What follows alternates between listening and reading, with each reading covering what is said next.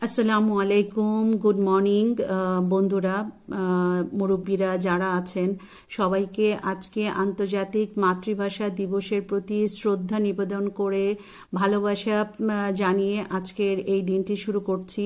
আজকের দিনটি হচ্ছে আন্তর্জাতিক মাতৃভাষা দিবস 21শে ফেব্রুয়ারি।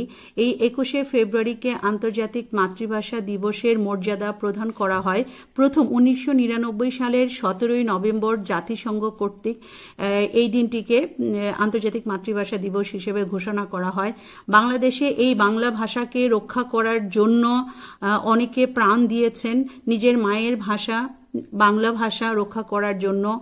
তার মধ্যে আব্দুল জব্বার, আবুল বরকত, আব্দুল সালাম, রফিকুদ্দিন আহমেদ, শফিকুর রহমান এবং আরও অনেকে যারা প্রাণ দিয়েছেন তাদের প্রতি আমার শ্রদ্ধা রইল। তাদের আত্মার শান্তি কামনা করি এবং এই বাংলা ভাষার প্রতি শ্রদ্ধা নিবেদন করে আজকের দিনটি আমার শুরু। আজকে 21শে ফেব্রুয়ারি আন্তর্জাতিক মাতৃভাষা দিবস। বিশেষ করে বাংলা ভাষার জন্য যারা প্রাণ দিয়েছেন তাদের এই ত্যাগের স্বীকৃতি প্রদান করতে গিয়েই এই দিনটি কে আন্তর্জাতিক মাতৃভাষা দিবস হিসেবে ঘোষণা করা হয়। আর বাংলাদেশে আজকের দিনটিকে জাতীয় ছুটির দিন ঘোষণা করার যে আইডিয়াটা বা বুদ্ধিটা সেটা দিয়েছেন অ্যাকচুয়ালি আব্দুল সালাম এবং রফিকুল ইসলাম। ওনারা বাঙালি, ওনারা কানাডায় থাকেন, ভ্যানকুভার কানাডায় থাকেন, ওখানে বসবাস করেন। ওনারা প্রথমে আইডিয়াটা দেন এবং সেই বাংলা ভাষার প্রতি শ্রদ্ধা নিবেদন করে আজকে আমরা এই ছোট্ট পরিসরে সোনারগাঁতে আমাদের বাচ্চাদের মধ্যে তাদের ভাষার প্রতি সম্মানটা যাতে তারা রাখে এবং ভাষার প্রতি সম্মান রক্ষা করার জন্য বাচ্চাদেরকে আমরা আজকে ছোট ছোট বাচ্চাগুলোকে দিয়ে শহীদ মিনার একটা বানাবো এবং শহীদদের ত্যাগের উদ্দেশ্যে শহীদদের সম্মানের উদ্দেশ্যে আমরা ফুল দিব, পুষ্প দিব শহীদ মিনারে এবং বাচ্চারাও দিবে। আমরা তাদেরকে মানে সশ্রদ্ধ প্রাণে তাদের আত্মার মাগফিরাত কামনা করি এবং শান্তি কামনা করি। এবং আজকের দিনে যারা বাংলা ভাষাভাষী আছেন, যাদের মায়ের ভাষা বাংলা, যাদের নিজের ভাষা বাংলা, তাদের সবার প্রতি শ্রদ্ধা রইল, ভালোবাসা রইল। আপনারা সবাই ভালো থাকবেন। আমার এই চ্যানেলের কোনো কিছু যদি আপনাদের ভালো লাগে আপনারা অবশ্যই আমার চ্যানেলটা সাবস্ক্রাইব করতে ভুলবেন না। আর আপনাদের যদি কোনো মূল্যবান পরামর্শ থাকে অবশ্যই আমাকে দিবেন। আমি আশা করব আপনারা আমার সাথে থাকবেন আমার এই জার্নিতে। আমি চেষ্টা করব আমার জীবনের ছোট ছোট যে শিক্ষা এবং অভিজ্ঞতা সেগুলো এই চ্যানেলের মাধ্যমে আপনাদের সাথে শেয়ার করতে এবং আপনাদের যা কিছু আপনাদের অভিজ্ঞতা আছে আপনারা আমার সাথে শেয়ার করবেন, আমাকে জানাবেন। আমি চেষ্টা করব আমার নিজেকে আরো সংশোধন করতে, আরো ভালো কিছু কন্টেন্ট আপনাদের সামনে তুলে ধরতে। তো বন্ধুরা আমার সাথে থাকবেন। Please subscribe my channel, like, share and comment.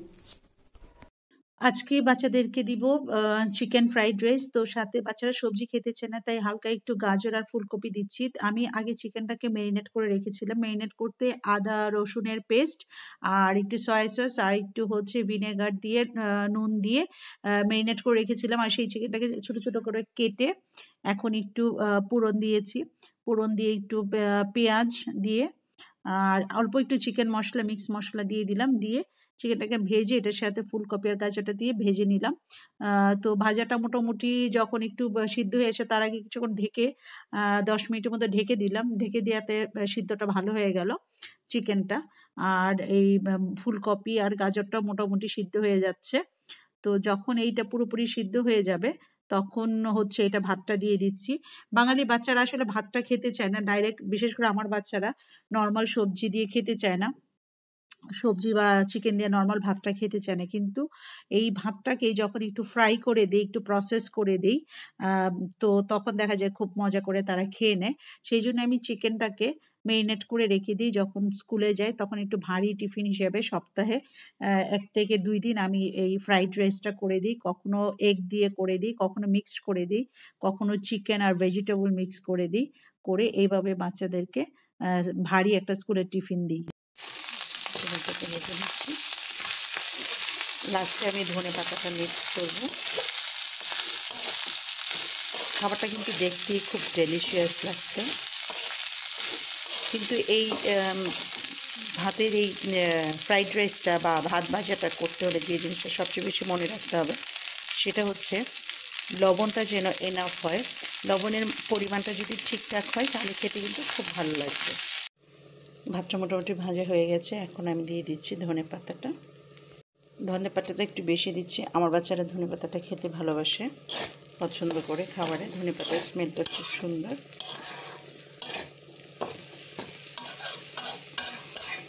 একটা কথা বলতে ভুলে গেছি, আমি চিকেন মেরিনেশনে কিন্তু গোলমরিচটা ইউজ করেছিলাম। এইখানেও এখন যখন চিকেনটা ভাজছিলাম হালকা একটু গোলমরিচ দিয়েছি, যেটার কারণে চিকেনটা অনেক টেস্টি হয়। চটপট ফ্রাইড রাইস হয়ে গেল। এই যে দূরের থেকে দেখেন আম গাছটা, বড় আম গাছটার মুকুলগুলো কি ভালো লাগছে দেখে, পুরো গাছটা মুকুলে ছেয়ে গেছে।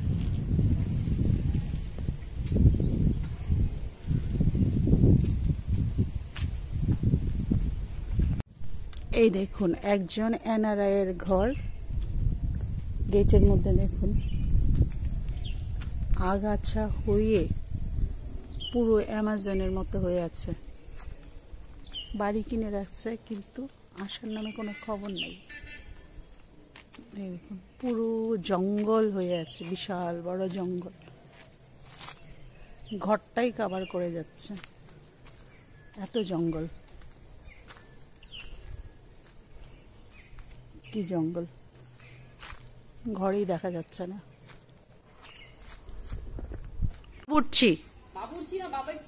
বাবুর্চি, হ্যাঁ চায়ের বাবুর্চি আজকে মৌ মুখার্জি।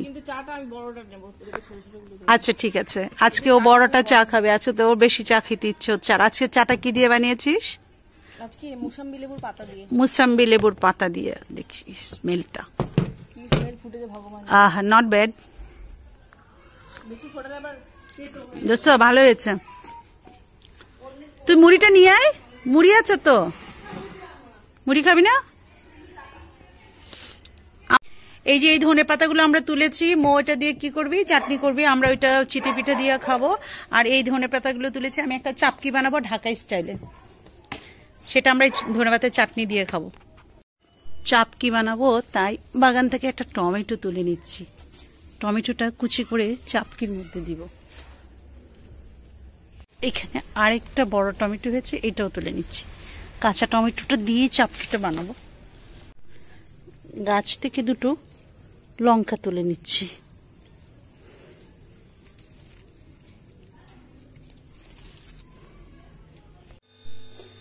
বন্ধুরা আজকে বানাবো আমরা একটা চাপকি। চাপকিটা হচ্ছে বানাতে আমার লাগবে চালের গুঁড়া, আর লাগবে ময়দা। এর মধ্যে আমি দিয়ে দিব আদা কুচি, লঙ্কা কুচি, আর পেঁয়াজ কুচি, ধনে পাতা কুচি। আর নর্মালি এই চাপকিটা পাকা টমেটো দিয়ে বানায়, আমি কাঁচা টমেটো দিয়ে করছি, কাঁচা টমেটো কুচি। আর দিয়ে দিব পরিমাণ মতো লবণ, আর একটু দিয়ে দিব মিক্স মশলা, একটু মিক্স মশলা দিয়ে দিব। দিয়ে আজকে চাপকিটা বানাবো। প্রথমে আমি দিয়ে দিচ্ছি চালের গুঁড়াটা,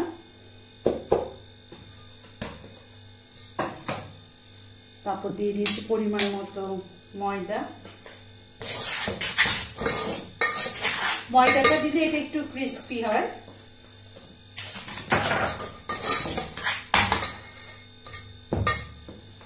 দিয়ে দিচ্ছি একটু পরিমাণ মতো নুন।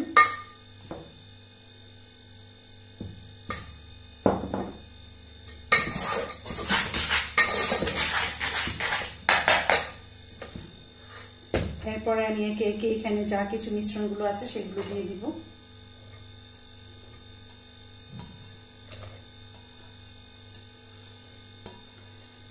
এটা চামচ দিয়ে করা যায়, মিক্স করা যায়, কিন্তু হাত দিয়ে মিক্স করলে এটা খুব ভালো হয়, তাই আমি আজকে এটা হাত দিয়ে মিক্স করব।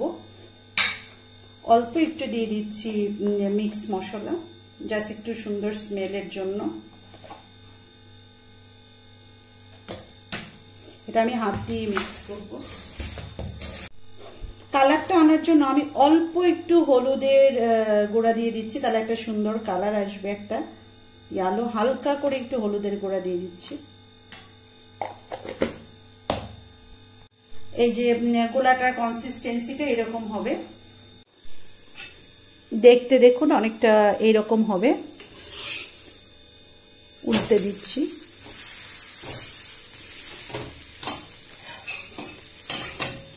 অল্প একটু তেল সাইডে দিয়ে দিচ্ছি যেন এটা পুড়ে না যায়।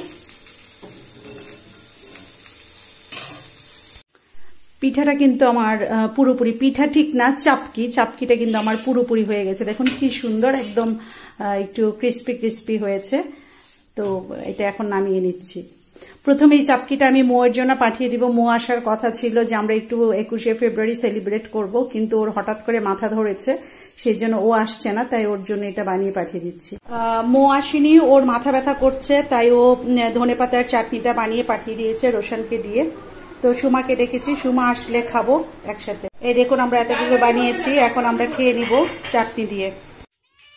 এই দেখুন সকালবেলা রজার্স এই শান্তি রচনায় চলে আসছে, লেজটাকে নাড়াচ্ছে। আর এইদিকে হচ্ছে ওর বাবা বসে আছে, এই যে আমার স্কুটির পাশে বসে আছে। রজার্স ঢুকে যাচ্ছে। রোশন ওকে এইখানে এনে এনে অভ্যাস করেছে ওই বাড়ি থেকে, এখন ও সকাল হলে এখানে চলে আসে। ঘরে ঢুকবি না, এখানে বসে থাক রজার্স। আর এই যে আরেকজন, এই দেখুন আমি যখন রজার্সকে রজার্স বলে ডাকি, ও তখন মেও মেও করে। এরা আছে 3-4 জন, এরাও সেইখানে আশ্রয় নেয়। অনেক গাছগাছালি থাকাতে তারা মনে করে এটা সেফ জায়গা। ওইখানে বসে আছে, ভাবছে রজার্স দৌড়ে দৌড়ে খাবে, রজার্সের ভয়ে ওখানে বসে আছে।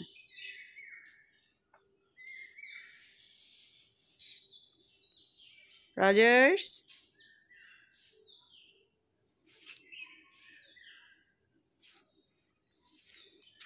উনি এখন এখানে বসছে। কি গুড মর্নিং বলো রজার্স, গুড মর্নিং। রজার্স এখন বিস্কিট খাবে। গুড বয়, সুন্দর করে খেয়ে নাও। খেলতে হবে না, এখানে বসে খাও, বসো, সিট। হ্যাঁ, সুন্দর করে খাও।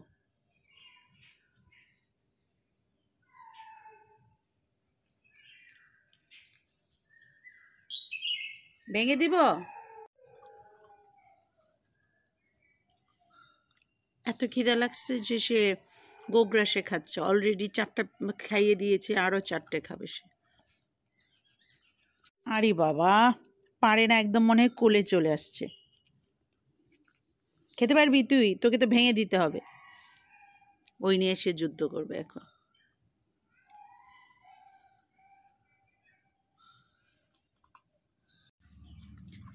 এই যে ক্রিম বিস্কিটগুলো, ক্রিম বিস্কিটের ক্রিমগুলো সরিয়ে তারপরে দিচ্ছে, কারণ ক্রিমটা নাকি ওদের ক্ষতি করে। সে খুব মজা করে খাচ্ছে।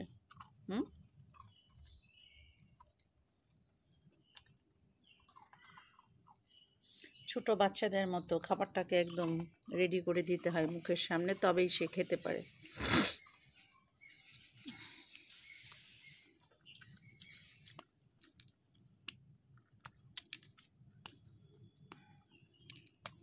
না, সুন্দর করে খা।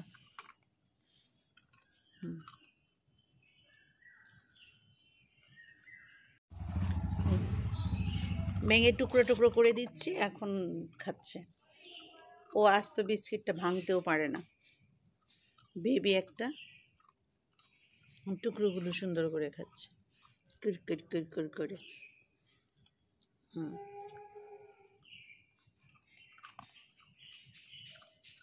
বাবা, আবার মচমচে শব্দও হচ্ছে।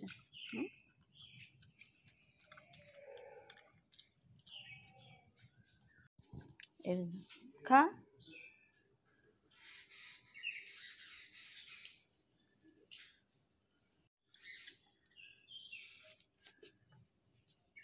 হয়ে গেছে? পানি খাওয়া হয়ে গেছে? ভিতর ডিম। সাদা পোলাওয়ের সাথে রোস্ট হলেও ভালো হয়, কিন্তু আজকে রোস্ট করছি না, আজকে করছি চিকেন ঝোল করছি। আর আজকে চিকেনটা বাবুর্চি হচ্ছে সাবানাই করছে। আগে ওকে শিখিয়ে দিয়েছি কী করে চিকেন ঝোলটা করতে হবে। তো আলুটাকে ভেজে নিয়ে তারপর চিকেন ঝোলটা করছে। আজকে আমরা রান্না করব ঢাকা স্টাইলের সাদা পোলাও।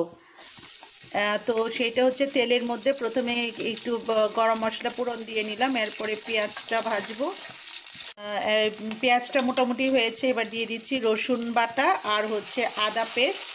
আমাদের আদাটা আমরা পাউডার ইউজ করি, সেই আদাটাকে একটু পানি দিয়ে ভিজিয়ে রাখলে তখন এটা পেস্ট হয়ে যায়, সেটাই ইউজ করি। এটা একটু ভেজে যখন তেলটা উপরে উঠে যাবে তখন হচ্ছে চালটা দিয়ে দিব। মশলাটা যেন লেগে না যায় সেই জন্য হালকা একটু গরম পানি দিয়ে দিলাম। তারপর এটা একটু তেলটা যখন উপরে ভেসে উঠবে তখন চালটা দিয়ে দিব। এই পর্যায়ে চালটা দিয়ে দিচ্ছি। তবে চালটা আমরা ধুয়ে বেশ কিছুক্ষণ ঝরায় রাখছিলাম যাতে জলটা পুরোটা ঝরে যায়, এবং এই চালটা একটু ভিজিয়ে রাখলে পোলাওটা অনেক বেশি ঝরঝরা হয়। আর পোলাওটা ঝরঝরা হবে কি না নির্ভর করবে এই চালটা কতক্ষণ ভাজা হয়েছে আর কতটুকু ভাজা হয়েছে।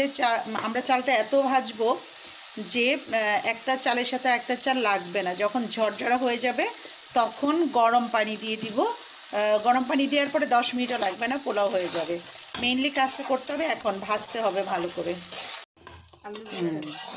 এখন এই যে দেখুন চালগুলো একদম ঝরঝরা হয়ে গেছে, একটার সাথে আরেকটা লাগছে না। এই যে ঝরঝরা হয়ে গেছে। এখন আমরা গরম জলটা দিয়ে দিব, তারপরে হতে জাস্ট 10 মিনিটে হয়ে যাবে।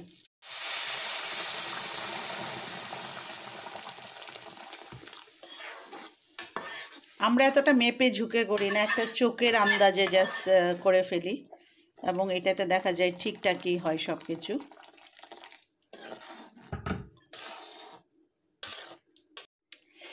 আমরা ওই আস্তে আস্তে কাঁচা লঙ্কাগুলো মাঝখানে একটু জাস্ট টুকরা করে দিয়ে দিয়েছি। কাঁচা লঙ্কাটা ফেলে দিইনি, তাহলে ঝাল বেশি হয়ে যাবে, বাচ্চারা খেতে পারবে না। আর এই পোলাওটা আমার বাচ্চাদের খুব পছন্দ, চিকেনের সাথে খেতে তারা খুব ভালোবাসে, তাই ভাবলাম আজকে তাদেরকে পোলাও আর চিকেন করে দিই। এই দেখুন সাদা পোলাও হয়ে গেছে, একদম বেশ ঝরঝরে হয়েছে। আজকে গুঁড়া দুধ দিয়ে চা করব। স্টুডেন্ট লাইফে গুঁড়া দুধ দিয়ে চা খেতাম, দুধটাকে জলের সাথে মিক্স না করে এমনি দিয়েই খাবো। আগে লিকারটাকে গাঢ় করে ফুটিয়ে নেব একটা এলাচ দিয়ে, তারপর এটা খেয়ে নেব। বন্ধুরা, আজকে শহীদ দিবস উপলক্ষে আমাদের একটা শহীদ মিনার করার কথা ছিল, কিন্তু বাচ্চারা পরীক্ষা দিয়েছে, খুব টায়ার্ড হয়ে গেছে, সেই জন্য আর করা হয় নাই। ময়ূরও মাথা ব্যথা হয়ে গেছে, তাই করতে পারিনি। বন্ধুরা, সবাইকে আন্তর্জাতিক মাতৃভাষা দিবসের শ্রদ্ধা জানিয়ে আজকের ব্লগ এখানে শেষ করছি। আপনারা ভালো থাকবেন, সুস্থ থাকবেন, নিজের ভাষার প্রতি শ্রদ্ধা নিবেদন করবেন, নিজের ভাষা রক্ষা করার জন্য বাচ্চাদেরকে সেটা শিখাবেন। ধন্যবাদ। আমার চ্যানেল সাবস্ক্রাইব করতে ভুলবেন না। Good night.